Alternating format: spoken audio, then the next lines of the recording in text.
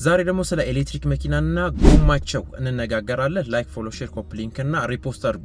ይሄንን ሀሳብ እንግዲህ እንዳነሳሳ ያበረታታኝ አንድ ኤሌክትሪክ መኪና የሚያሽከረክር ጓደኛ አለኝ እና ጠየቅኩት ኤሌክትሪክ መኪኖች ላይ ያገኘባቸው ዊክነስ ምንድነው ብዬ ስጠይቀው ጎማቸው ቶሎ ቶሎ ያልቃል የሚል መልስ ነው የሰጠኝ። እና ኤሌክትሪክ መኪኖች ጎማቸው ቶሎ ቶሎ ለምን ያልቃል የሚለውን ነገር ኤሌክትሪክ መኪኖች እንግዲህ ጎማቸው ቶሎ ቶሎ የሚያልቅበት አራት ምክንያቶች አሉ። የመጀመሪያው ምንድነው የተሽከርካሪው አጠቃላይ ክብደት ነው። የኤሌክትሪክ መኪኖች ከሌሎች ነዳጅ መኪኖች አንጻር በባትሪ ፓካቸው አማካኝነት ከ20 እስከ 30% ተጨማሪ ክብደት እንዲኖራቸው ያደርጋል።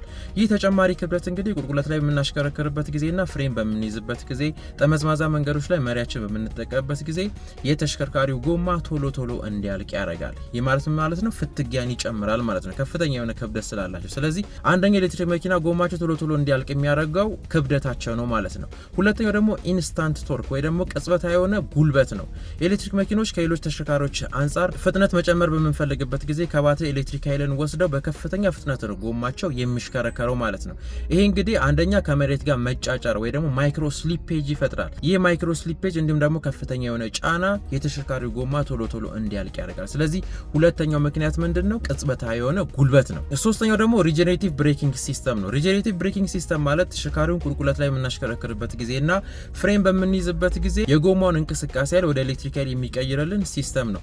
ይህ ሲስተም እንግዲህ ተሽከርካሪው ጎማ ላይ ከፍተኛ የሆነ ጫና እንዲኖረው ያደርጋል ማለት ነው። ለምሳሌ ቁልቁለት ላይ የምናሽከረክርበት ጊዜ የተሽከርካሪው ክብደት አለ፣ ያንን ክብደት የሚሸከመው ጎማው ነው።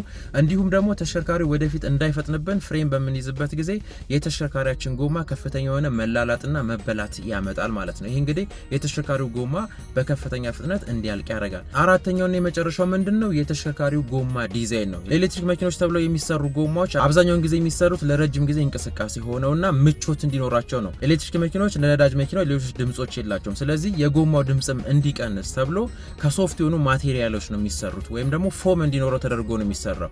ይሄም እንግዲህ በተፈጥሮ የተሽከርካሪው ጎማ ቶሎ ቶሎ እንዲያልቅ ያደርጋል ማለት ነው። ስለዚህ ኤሌክትሪክ መኪኖች በእነዚህ አራት ምክንያቶች ጎማቸው ቶሎ ቶሎ ሊያልቅ ይችላል ማለት ነው። ስለዚህ ትክክለኛውን ጎማ ለኤሌክትሪክ መኪኖች ለመምረጥ እነዚህ ነገሮች ኮንሲደር ማድረግ ይኖርብናል። ይሄን ለማለት ነው። አዲስ ከሆናችሁ ፎሎ አድርጉ። ሀሳብ አስተያየት ኮሜንት ሴክሽን ላይ አስቀምጡ። ለሁሉም ድረስ ላይክ ፎሎ ሼር ኮፒ ሊንክ እና ሪፖስት አድርጉ። ጤና ይስጥልን።